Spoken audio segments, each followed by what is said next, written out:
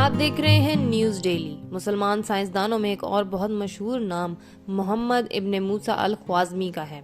آج ہم آپ کو ان کے بارے میں اس ویڈیو میں بتائیں گے۔ محمد ابن موسیٰ الخوارزمی فارسی ریاضی دان، فلکیات دان، نجومی جغرافیائی دان اور بغداد کے ایوان حکمت میں ایک عالم تھے۔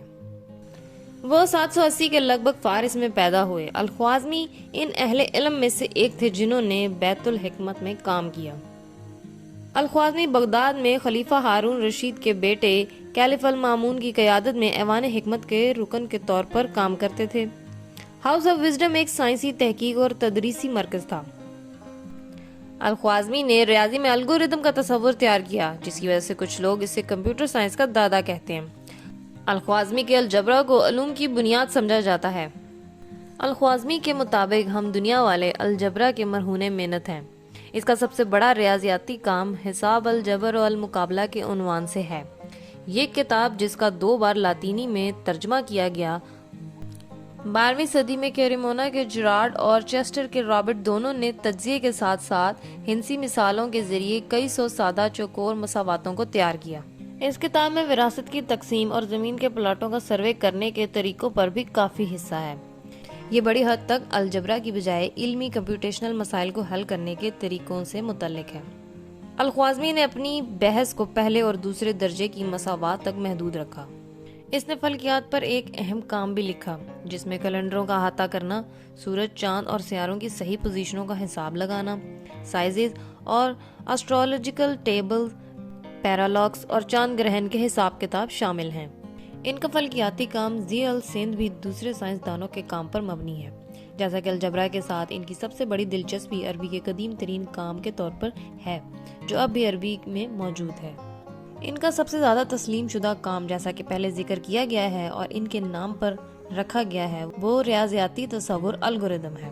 لفظ کے جدید معنی کا تعلق کسی خاص مسئلے کو حل کرنے کے لیے مخصوص مشق سے ہے۔ آج لوگ جمع اور تقسیم کے لیے الگوریدم کا استعمال کرتے ہیں، وہ اصول جو الخوارزمی کی تحریر میں تقریباً 1200 سال پہلے لکھے گئے ہیں۔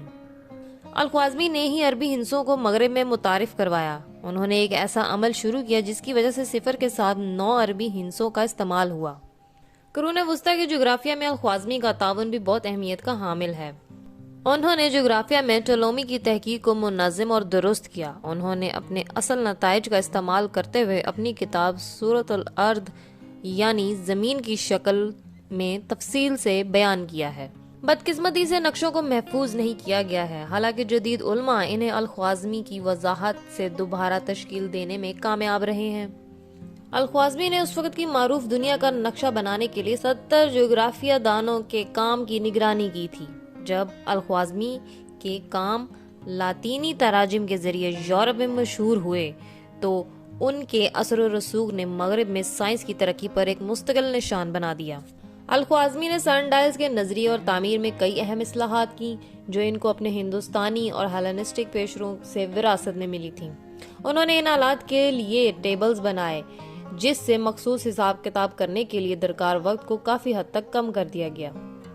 ان کے بنائے ہوئے سن ڈائلز آفاقی تھے اور اسے زمین پر کہیں سے بھی دیکھا جا سکتا تھا۔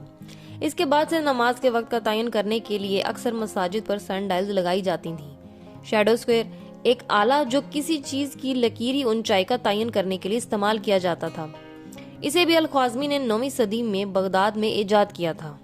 اگرچہ ان کی بڑی شراکتیں اصل تحقیق کا نتیجہ تھیں، لیکن انہوں نے یونانی، ہندوستانی اور دیگر ذرائع سے ان شعبوں میں موجودہ علم کی ترکیب کے لیے بہت کچھ کیا تھا۔ الخوارزمی نے ایسٹرولاب جیسے موضوعات پر کئی چھوٹی چھوٹی تصانیف لکھی ہیں۔ ان میں سے ایک سن ڈائل اور دوسری جوئش کیلنڈر پر تھی۔ انہوں نے اہم شخصیات کے زائچوں پر مشتمل سیاسی تاریخ بھی لکھی۔ محمد بن موسیٰ الخوارزمی کی وفات 850 عیسوی میں ہوئی۔ ان کو ابتدائی اسلامی ثقافت کے اہم ترین سائنسدانوں میں سے ایک کے طور پر یاد کیا جاتا ہے۔